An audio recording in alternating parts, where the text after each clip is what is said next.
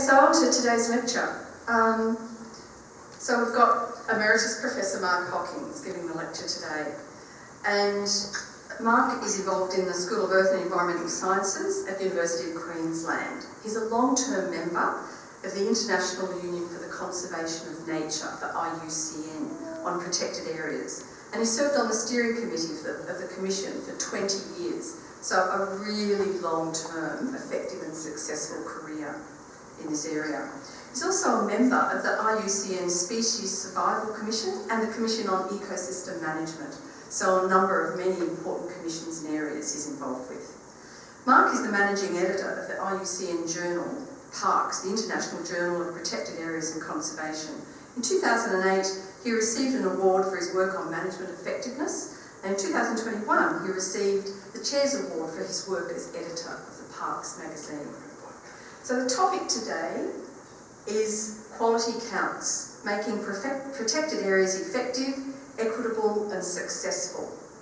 So what's the role of the IUCN's Green List of Protected Areas in encouraging and measuring national parks to reach good standards of management, and what Australia and Queensland's national parks need to do to achieve the internationally acceptable standard? Really interesting and relevant topic. So thank you, Mark, and we really appreciate it. I'd also like to start by acknowledging the traditional owners of the land where we're meeting, the Turrbal and Yagara people, and pay respects to their elders, past, present and emerging. And I think it's very relevant to this talk, which is talking about making sure that our protected areas actually deliver to conserve nature. And we have nature to conserve because of the way the land has been stewarded through tens of thousands of years. So it's a great honour for me to have been invited to give the Romeo Lahey Memorial Lecture for 2022. Romeo Lahey will be forever associated with national parks and conservation in Queensland. I never met Romeo, but I did meet his daughter Anne Lahey on many occasions. Anne and my mother were both editors at the University of Queensland Press, and they became good friends. And as a young university undergraduate, I'd often see Anne as I went into my mother's office to drop a heavy bag of books on my way to the refectory. I know I should have been going to the library, but the pool tables were in the refectory, so that's where I headed all too often. In 1968, when Romeo passed away, I was just going into my final years of schooling, and I was developing an interest in zoology. And a decade later, after I finished my first research work on small mammals at Cooloola, I was heading off to Adelaide to do a PhD on the evolution of life history strategies in plankton. Now that would have been a riveting read, I'm sure, for those that were interested in plankton. But fate intervened, and while waiting to take up the PhD in Adelaide, I started work as a ranger and an interpreter at Girraween National Park, what was intended to be just a short-term appointment. But it took me 16 years to leave. These were exciting times to be in the Park Service in Queensland. There was a young and very passionate group of staff who were building a nature conservation network for the state. By the time I got round to leaving the service and went back to university to do my PhD as well as to teach, all of the thoughts of plankton and theoretical biology were gone, and I was focused very firmly on parks and park management. But the question arose what to do my research on. So in the time with the Park Service, I'd been an interpreter, a marine park officer, a manager of research and planning. So I started to think about what were the things that I thought we didn't do well, where some research could help guide park management in the future. And I settled on the idea of working on monitoring and evaluation. It was something that we talked about a lot, but we didn't do very much about it. And it proved to be a pretty good choice of a research area, and one that's really shaped my life since that time. At about the same time, I was invited to join IUCN in its World Commission on Protected Areas. And for those of you who may be unfamiliar with IUCN, it's the International Union for the Conservation of Nature, has a secretariat based in Switzerland, but really a core part of the IUCN is the World Commission, or of the commissions. There are 6 commissions, or about to be 7, there's a new one being formed around climate change. I joined the World Commission on Protected Areas. Many of you would be familiar with the IUCN Red List, which is a product of the Species Survival Commission. The Commission on Protected Areas is a group of over 3,000 protected area professionals, and I'm sure some people in the audience here today are also members of that commission. It was really an ideal group to work with because it allowed me to develop ideas around monitoring and evaluation, to work with those people around the world to test them out, but most importantly also then to share those ideas with practitioners around the world. The other thing that it did was it took me to some pretty magic places around the world. This is Okavango Swamp. Occasionally with my wife, which was important because I was away a lot, not as often as she would have liked, but we really did get to some fabulous places. And Okavango Swamp is certainly one of those.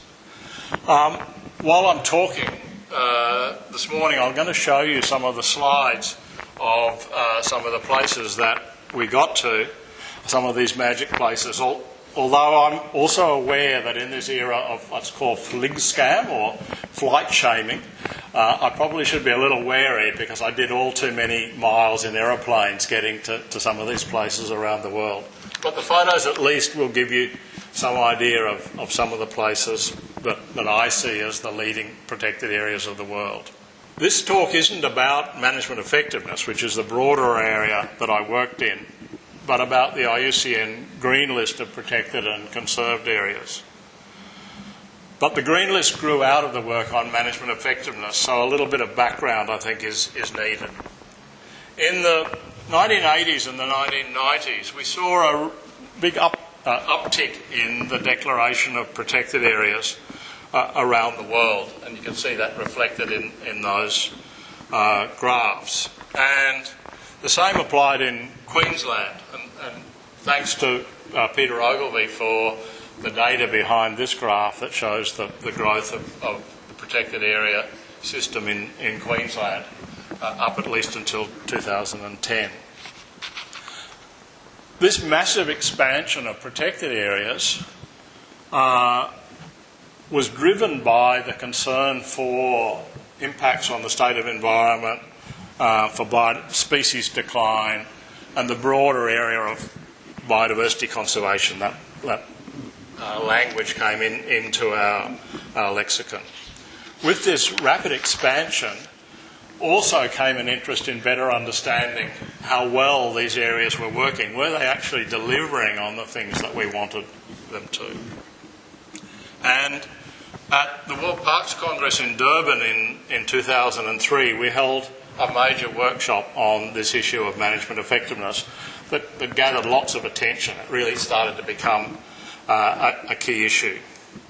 And we looked at the systems for assessing protected area effectiveness, and we started to realise that globally there's a problem. We've got more and more protected areas, but they're not necessarily delivering the objectives that we want. Subsequent to that, a group of us at the University of Queensland did some research to try and quantify this, and what we were able to show was that globally only about a quarter of the protected areas in the world were achieving what we would call even a sound level of management. And 15% were complete paper parks, with very few staff, if any, and no effective delivery of their program. So how are we going to focus on that, to address some of these deficiencies? And this issue of management effectiveness became a major topic for protected area agencies around the world. In Australia, All of the state agencies have developed systems for assessing management effectiveness, and they continue to apply and to use those. 5 years after the Congress in Durban, the steering committee of the World Commission on Protected Areas was meeting in Cape Town just to see where we'd got in the 5 years since the Congress. And Vali Musa came to address it. Vali Musa was the Minister for Environment in South Africa, and he was currently then the President of IUCN. And he gave a pretty challenging talk to us. One of the things that he said is, why is IUCN so good at telling people when things are going wrong? All we hear is about failure. We hear about what's not working. Why don't we also hear about what's working? You've got your red list, but where is your green list? So that started me thinking about the other side of the management effectiveness coin. If we can identify areas that need to be strengthened, we also need to identify those things that are working. And we had done that in the past, and we'd reported on that, but the emphasis tended to be on the side of the weaknesses. People focused on what wasn't working. If we start to think about success, that requires us to really define what we mean by success and how we're going to measure it. So that was the birth of this idea of the Green List standard. The idea of a standard and a way of certifying sites that have met that standard wasn't something that, when we started to float the idea, was met with universal acclaim. I went along to some meetings of the heads of protected area agencies in the world, a thing they call the Protected Area Leaders Forum, to talk about this, and I didn't get the warmest reception, I must say. One of the agency heads, and I'm not going to name people here, said to me, well, we already know we're about the best in the world. Why do we need IUCN to tell us that? And others said, well, what happens if you say no? If we put sites up and you don't think they're well managed, that's going to be an embarrassment. So there wasn't a lot of enthusiasm. But we decided to make a start anyway, encouraged by some agencies, and I particularly want to put a shout out to Julia Miranda, who was the head of the Colombian Parks Agency, who was an enthusiastic supporter, but also here in Australia, initially with Queensland and then with New South Wales. So we made a start, and in the lead up to the World Parks Congress in Sydney in 2014, we piloted the idea of a standard and a way of certification. So that the idea of the Green List was a approach, a standard that was universally applicable, that could be applied to all sites and protected areas around the world, both marine and terrestrial. So it needed to be universal, but the other thing we'd learnt is that it needed to be relevant to the local area. So this was the challenge. How do you get a standard which is global, but which makes sense at the local level? We wanted something that could be applied to all protected areas, not just the best resourced protected areas in the world. That's done a very funny thing with the distribution of that slide. I'm not sure. I'll move on to that one. It's based around 4 components or 4 pillars that we think work together. It starts with good governance, with good design and planning. Can the protected area succeed? Is it set up in such a way that it can be successful? Is it effectively managed? And we think if you can get those 3 pillars right, then that will deliver successful conservation outcomes. So the standard is based around these 4 pillars, and within that there are 17 indicators that we use to measure performance against those pillars.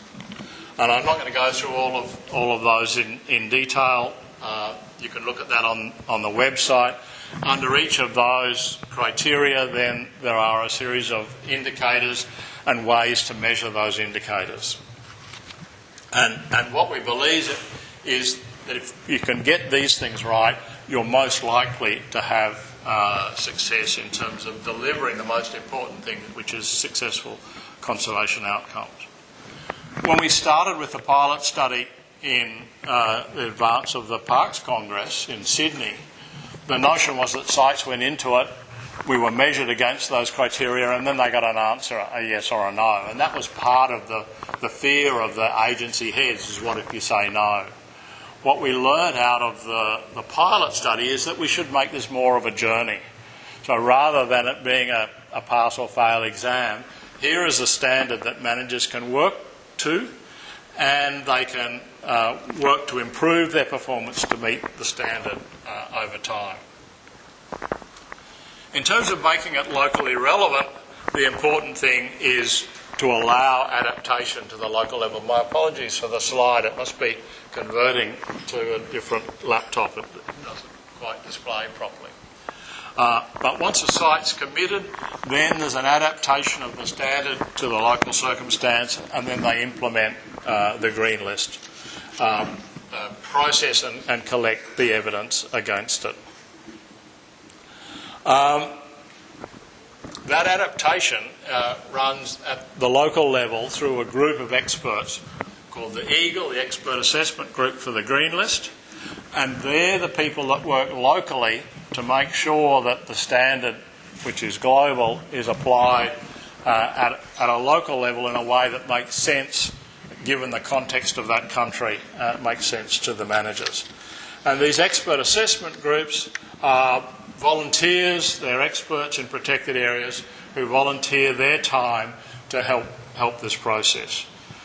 They're selected through an open call to people to contribute to this, and the Regional Vice Chair of WCPA supports it. The aim is to get a balance of both the disciplines, to get gender balance and so on, to make sure that the people on this group have got the experience, have got the knowledge to be able to appropriately assess protected areas. One of the other critical things was to make sure that this process was accessible to people, and we didn't want something that was too expensive, that cost a lot of money. So it really runs on the smell of an oily rag. Sites that are nominating for the green list don't have to pay to be part of the process. They do support the meeting costs of the expert assessment group, but it runs, compared to many certification schemes, really at a very low level.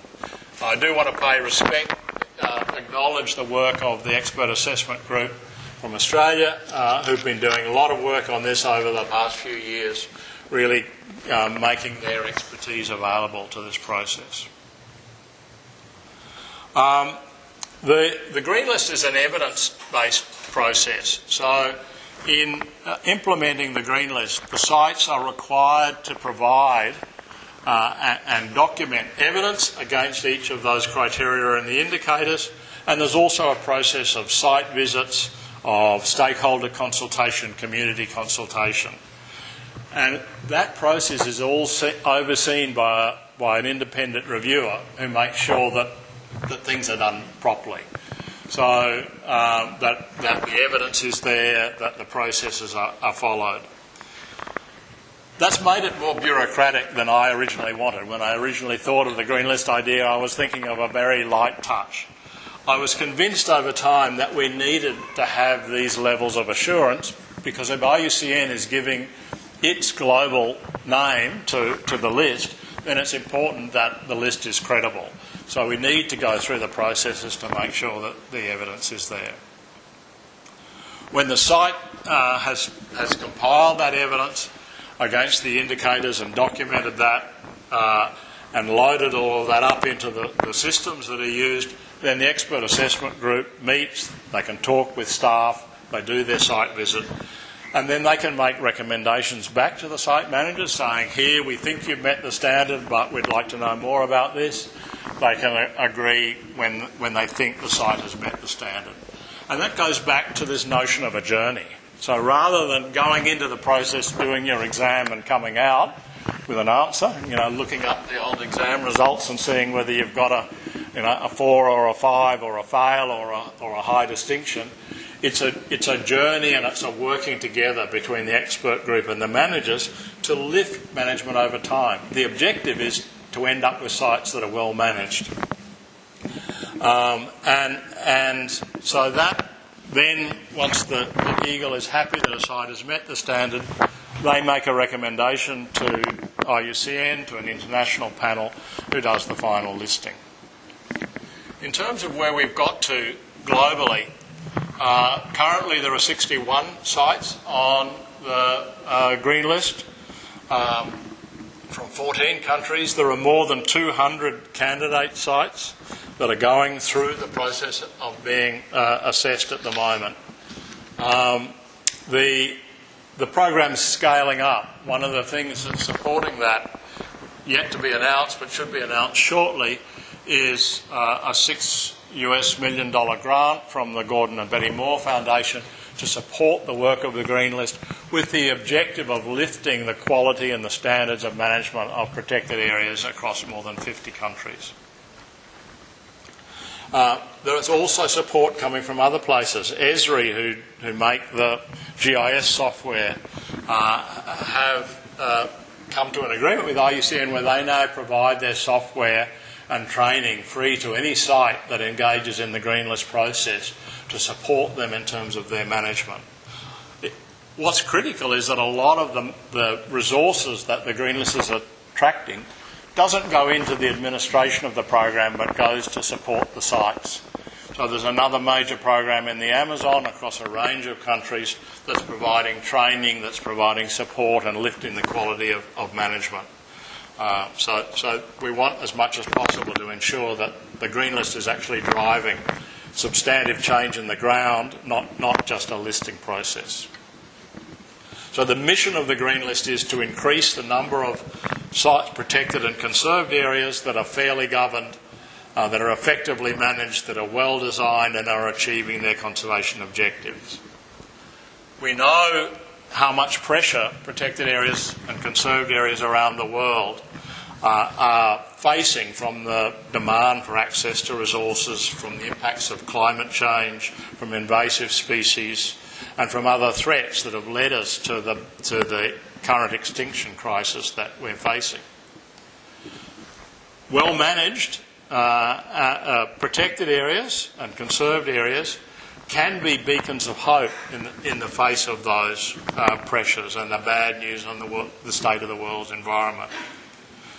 But it raises the question, how do we balance the outrage that we should feel about the impacts on biodiversity with the optimism that we can do something about it?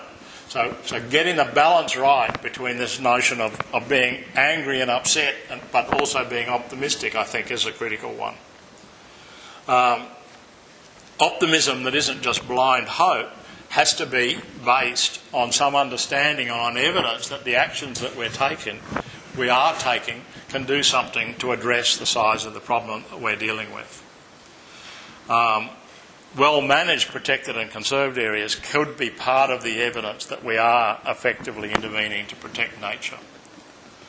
I want to quote from Christiana Figueres, the former head of the Climate Change Convention, and she, I think, expressed it very eloquently in a series of podcasts called Outrage and Optimism. She said, optimism can be the result of achievement, the result of success. We'll feel optimistic when we look back and say, we did it. But what use is that really? Yes, of course we should celebrate success, but optimism can also be used as a very powerful tool of change, a theory of change, if you will. If you use optimism not as the result of what you have done already, but as the input to the challenge that you're facing. So this doesn't mean being ignorant of the difficulties and the problems that we face, but choosing to focus on the positive of acting to create change. And that's the other side of the coin from management effectiveness, focusing, if the focus is just on the shortcomings, to also identifying what we need to be successful and putting the effort in to achieve that success. We know that just counting hectares for conservation isn't enough. And too many protected areas aren't well managed and they're not delivering the outcomes that we need. We know we need more, right? So I'll just take that jumped ahead. We know that we need more, and that's what's behind the 30 by 30 objective of getting 30% of protected areas by 2030. But if we've got a shortfall of quality, then that won't work. I believe the green list can be the key to quality. It can be the theory of change that can generate optimism. What underpins the green list is these connected up sets of indicators that work together to deliver good outcomes. We need to be clear what the values are that we're trying to protect. We need to understand the threats. We need to design our protected areas in a way that will address those threats. And we need to plan our actions to achieve those outcomes. And we need to monitor. We need to know what's happening so that we can demonstrate successful conservation outcomes.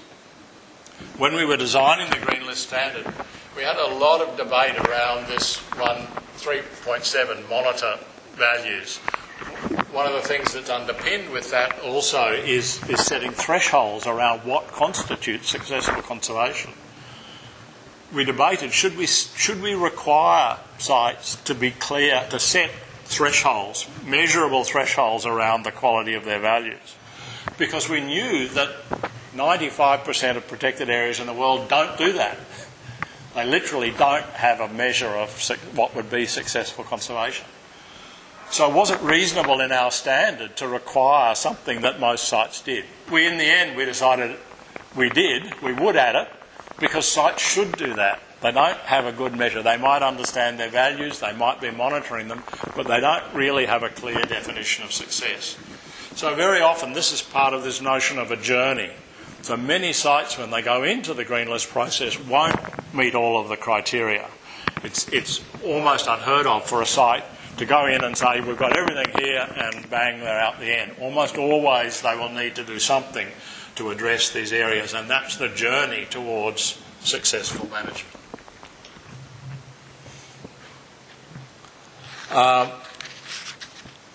In order to affect change, though, across whole protected area systems, we can't certify the management of all of the world's 200,000 plus protected areas.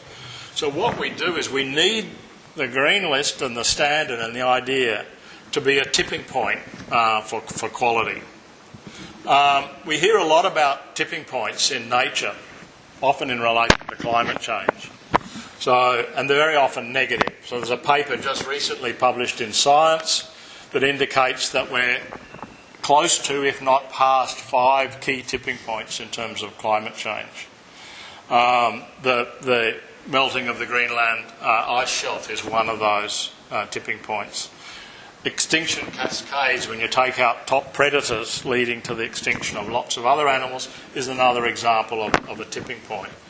But tipping points can also be positive. They don't have to be negative. So rooftop solar in Australia could be a tipping point in terms of the way in which we deal with energy as a result, or as a response to climate change.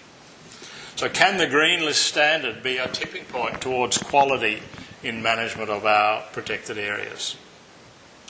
Can it be part of conservation optimism that we can manage these sites successfully and use those to help rebalance the nature?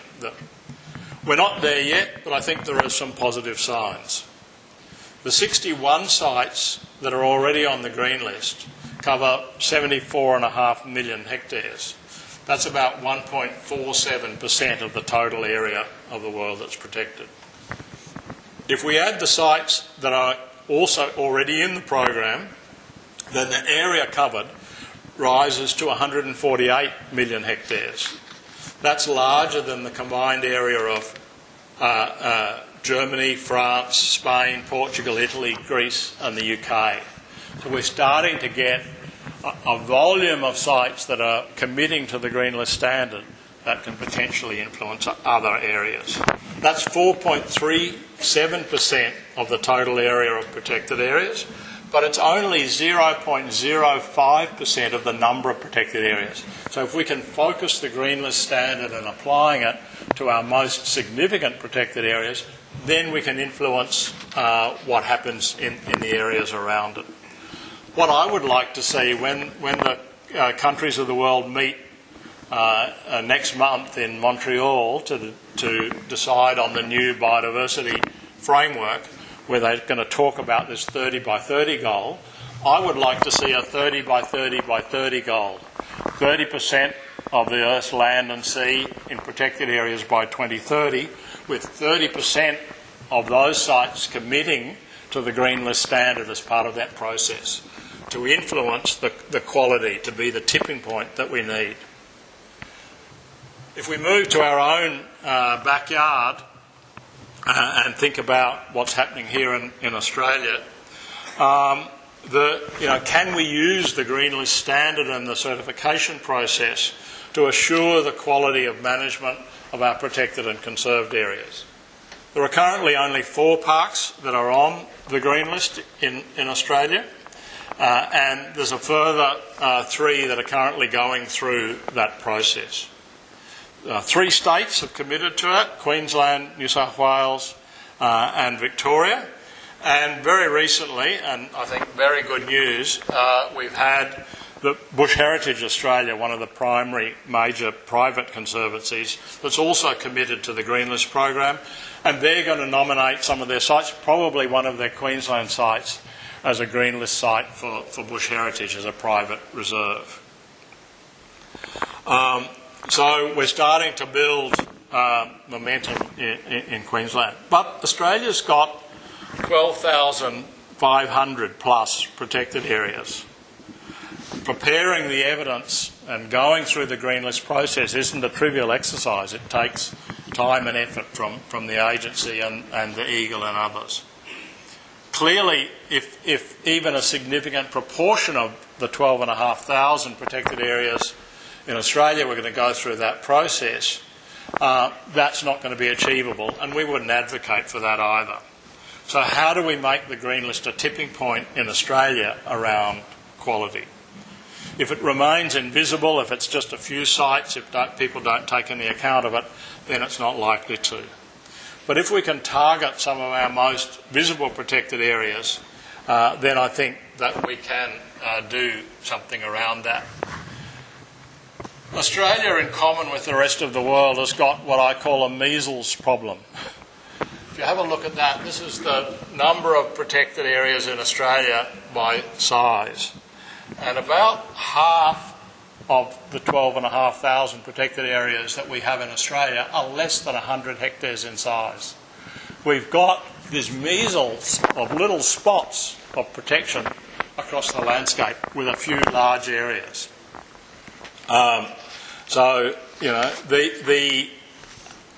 We have got to address, and that would be a lecture for another time, is how do we deal with this issue of size and achieving conservation outcomes.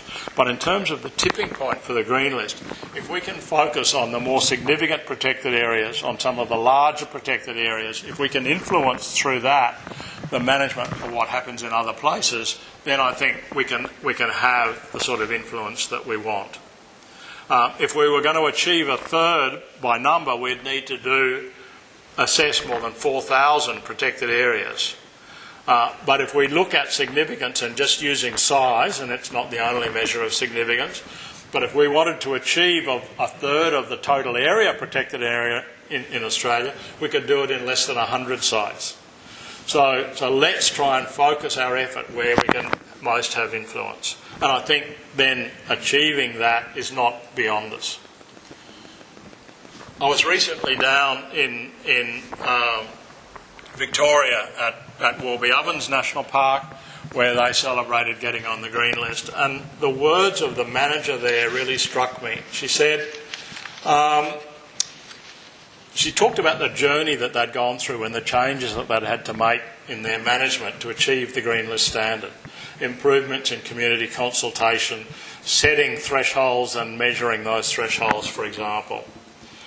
And she said, so that had pushed them to more clearly define what success meant for them and how they would measure it. And she said, I manage a whole district of parks. We'll only ever do the Green List for this one park, but we're already using what we learnt from that process in managing the whole district, in managing all the parks. The things we've learnt are spreading right across the system. So, in her words, what they'd learnt made them optimistic that they could affect the change across their whole reserve system. If we go outside the process of putting sites on the green list and think about the standard, and we're now giving as much attention to the standard itself rather than the certification process, then I think there's lots of ways that can be used. It can be used as a sort of an analytical tool to help understand what's working and what's not, and how things can be improved. I want to just use two examples from in Australia to illustrate that. Recently, a group of us prepared a framework for monitoring and evaluating the management of the Commonwealth reserves, the Parks Australia reserve system, and that we built that around the same core requirements as the green list. So I think it can be used as a way to help guide the way management is done as a whole. And a second example is from Tasmania, where the Parks and Wildlife Service there is using the green list standard as a way to analyse the shortfalls in management. What would it take for them to achieve a global standard? So they've had for the Wilderness World Heritage Area essentially static funding for nearly 15 years. So effectively it's gone backwards in that period. They want to put up a proposal to government saying this is what it would take to lift management to world standard. Now, lots of Treasury officials, I think, around all of the governments in Australia are pretty wary of managers coming with their hand out saying we want more. But if you can show where and how your performance is against a global standard and what it would take to lift to that standard, then maybe there's a better chance of getting the support from Treasury to lift the quality of management. Is that going to work? Well, we'll have to wait and see. But I do think that the key thing that we need to do within Australia and globally is to change from a focus on the quantity of conservation to the quality of conservation, because we need both if we're going to succeed. So thank you very much.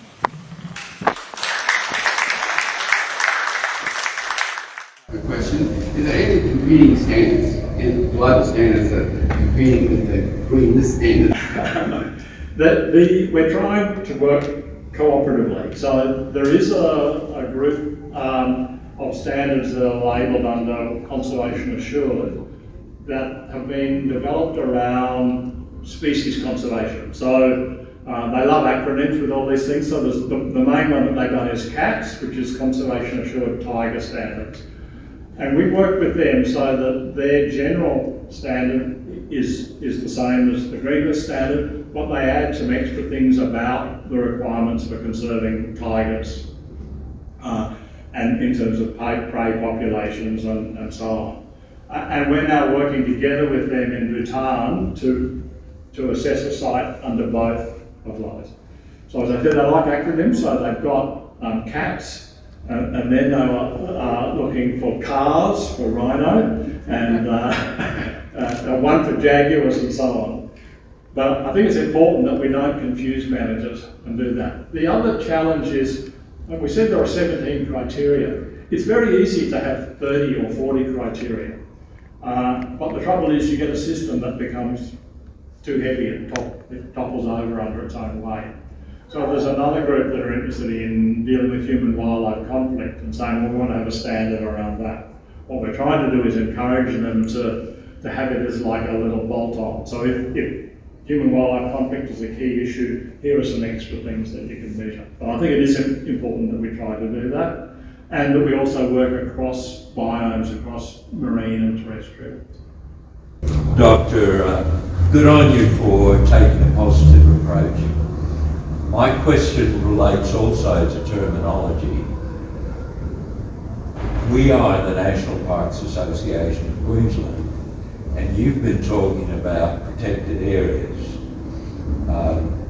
Can you give us some sort of international context? to what extent around the world has the national parks concept taken hold? Okay, so yes, it's a big question and a growing one. More and more you'll hear people talk about protected and conserved areas.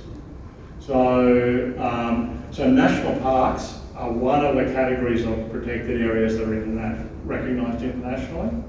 So there are thousands of names used for these reserves. So national parks internationally is reserved for sites that are primarily managed for ecosystem level conservation. But there are also areas that are targeted around species, individual species conservation. I'm sure many of you have been to Europe and looked at what they call national parks in England that have got farms and villages and things within them. They would be what internationally we would call a protected landscape. So the terminology protected areas is to try and broaden that out. That's broadened now to conserved areas which are not formally protected, where biodiversity conservation isn't your primary objective, but where nevertheless conservation is being delivered. I'm just at the moment finishing up a report for the Queensland Government on, it's a horrible acronym, it's called OECMs, or Other Effective Area-Based Conservation Measures. It's a bit of UN speak, but essentially it's to try and recognise sites that are delivering good conservation, even though they may not necessarily be intending to do that. A good example of military training areas, Shoalwater Bay, off the coast near Rockhampton, is one of the most important areas, conservation areas in the state. It's managed for soldiers to run around and play games in, but they manage it really well. They control weeds, they manage threatened species, they get a lot more resources than the nearby national parks. So we should recognise those areas for what they deliver. Other ones are religious areas. So a lot of monasteries around the world have got quite large areas of land which they manage, because in relative isolation. The conservation values of that land is great, even though they're not necessarily managing them for conservation. So Indigenous peoples' lands. There's been some studies globally looking at the overlap of remaining biodiversity and land managed by Indigenous people, and it's really a huge overlap. We depend on Indigenous people managing their lands well to conserve a lot of the world's biodiversity. Those Indigenous people don't necessarily want to call their land a protected area, but they're happy to conserve it because they're conserving their culture and their life, the basis of their livelihoods. So recognising those areas without requiring that they be formally protected is part of that. So national parks is, it's a very meaningful term in Australia, in Canada, in the US. It's meaningful in Europe, but in a completely different context, for completely different sites. And in many parts of the world, it's meaningless. So yes, in a global sense, protected areas is the broader blanket term, but now protected and conserved areas to recognise that full spectrum is more common. Thank you. Which national parks in Queensland are currently undergoing assessment to be on the OC? Lamington is at the moment, and then there are proposals for Currawingia. So it's been registered. I think that would follow on after Lamington. And then Bush Heritage will be nominating one of their reserves, and the greatest likelihood is that it'll be one of the ones in Queensland. And there's additional sites in Victoria, and then we'll see where we go. One of the things that we're trying to set out globally as a strategy is to target World Heritage. We're saying we want to have an influence, we want for it to be a tipping point. We're not going to get every natural World Heritage site achieving the green list standard, but the notion of a journey rather than getting there and targeting important sites means that would be a very meaningful and visible set of things. And I'd like to see that pursued in Australia.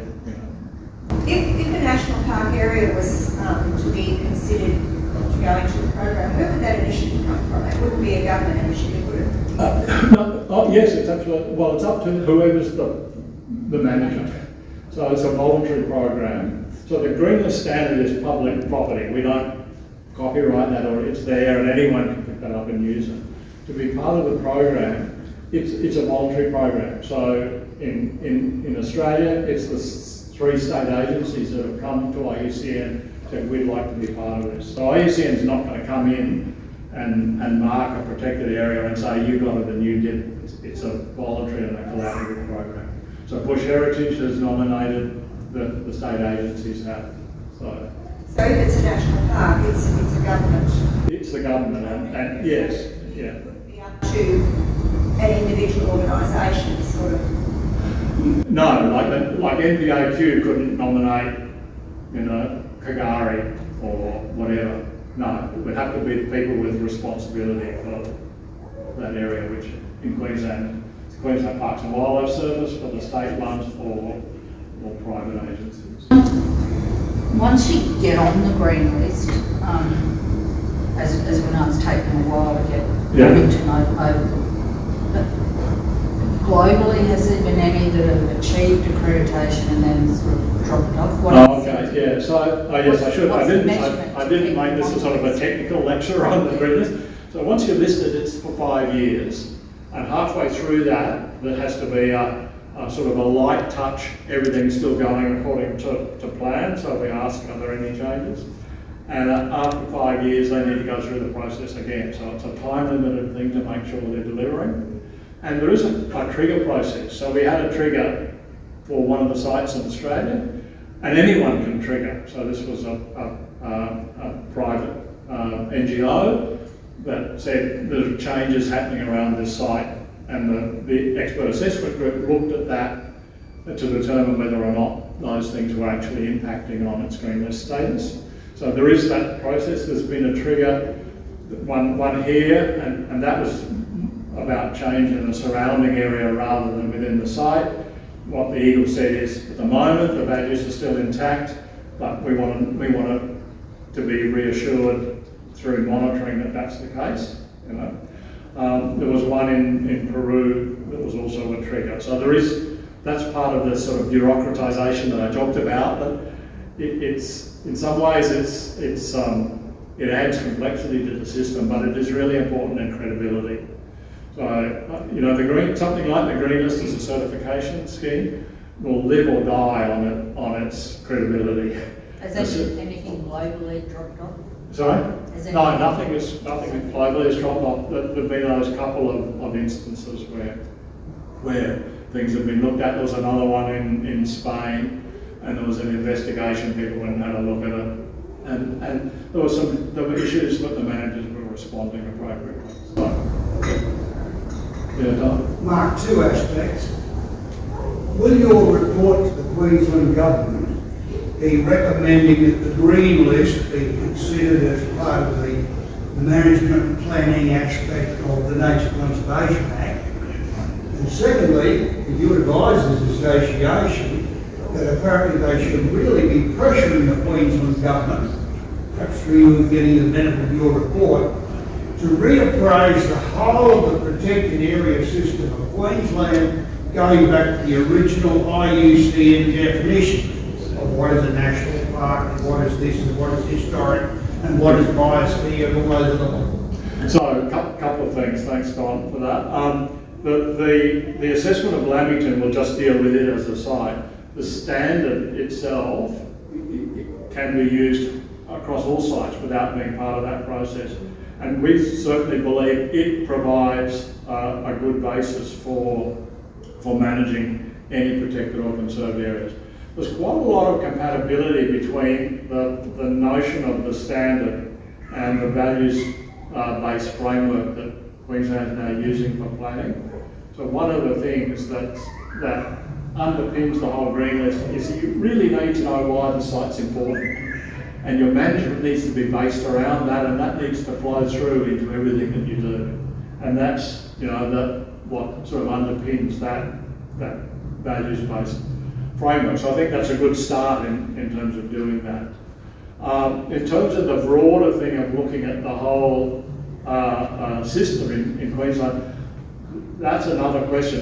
It does relate to the report that we've just done around these conserved areas, the OECMs, where, and it's not a public report yet because we haven't got it sort of finalised and accepted, but I think it's reasonable to say one of the things that we're saying is that the first thing that you really need to do is make sure you complete a comprehensive, adequate and representative system of protected areas for Queensland. What was intended through the National Reserve System.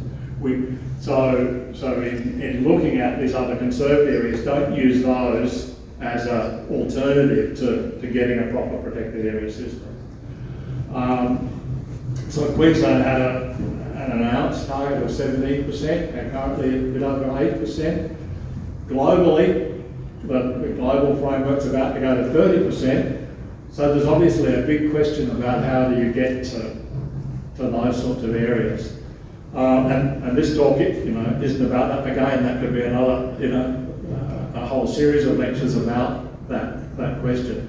What I'd argue is that the integral part of the green list of that is that we need to focus on getting quality as well as quantity. We need to get the right sorts of areas. And Queensland has exactly the same measles problem as the rest of Australia. That we've got lots and lots of small protected areas. How do we manage those within a landscape that allows for effective conservation? So yes, looking at the system as a whole and setting a strategy around conservation would be a good thing to do. Some of the work we did on these OECMs, these conserved areas, really showed how important things like local government reserves and private land conservation can be in filling in a matrix in between the formal protected areas. So we need to be looking at a landscape level and saying, how is our conservation going across all of the tenures, all of the landscape, not just focusing on how we're managing our national parks or how our local government managing their reserves.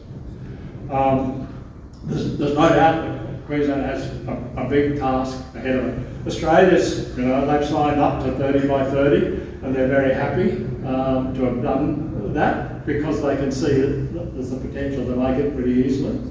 And it's absolutely a good thing that the Indigenous Protected Area System has been established and is supporting Indigenous people to manage their land. But 50% of the protected area estate in Australia, half of it is Indigenous protected areas.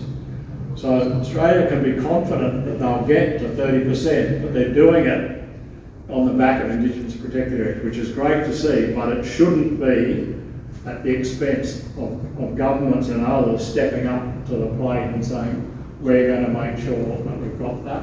The representation across bioregions in Australia is still very spotty.